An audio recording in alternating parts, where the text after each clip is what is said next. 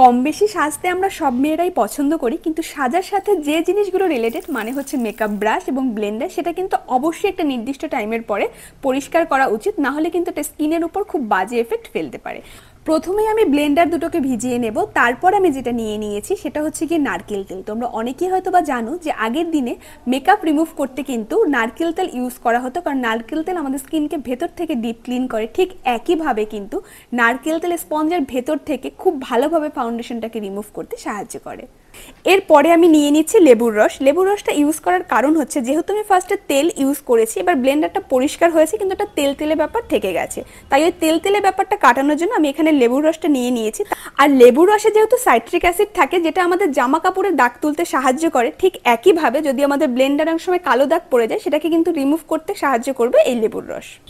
দেখেই বুঝতে পারছো যে লেবুর রস দিয়ে পরিষ্কার করার পরে তেল তেলে ব্যাপারটা পুরোটাই কেটে গেছে। এবার আমি একদম পরিষ্কার জল দিয়ে ধুয়ে নেব।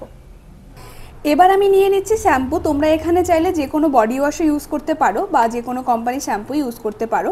এবার আমি উষ্ণ গরম জলের মধ্যে শ্যাম্পুটাকে ঢেলে দিলাম। আমি শ্যাম্পুটার সাথে একটু জল মিলিয়ে নিয়েছিলাম। এবার সেটাকে ভালোভাবে নেড়ে তার মধ্যে আমি ব্লেন্ডারটাকে দিয়ে দেবো। এই ব্লেন্ডারগুলো কিন্তু প্রত্যেকবার ইউজের আগে আমরা জল দিয়ে খুব ভালোভাবে ধুয়ে নিই, কিন্তু তারপরও দেখো যে এটার ভেতর থেকে কি বেরোচ্ছে, কারণ যে ফাউন্ডেশনটা থাকে সেটা শুধুমাত্র জল দিয়ে ধুলে কিন্তু রিমুভ হয় না।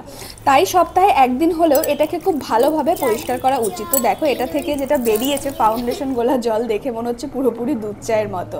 তো এটাকে আমি খুব ভালোভাবে জল দিয়ে ধুতে থাকবো যতক্ষণ না পর্যন্ত জলটা পরিষ্কার বেরোচ্ছে। মোটামুটি 3-4 বার ধোয়ার পর এরকম পরিষ্কার জল বেরিয়ে আসবে। দেখো কত ভালো ক্লিন হয়েছে। আর তার সাথে সাথে শেষ হলো আজকে আমাদের ব্লেন্ডার ক্লিন অভিযান। তো ভিডিও কেমন লাগলো জানাতে ভুলো না। টাটা সবাইকে।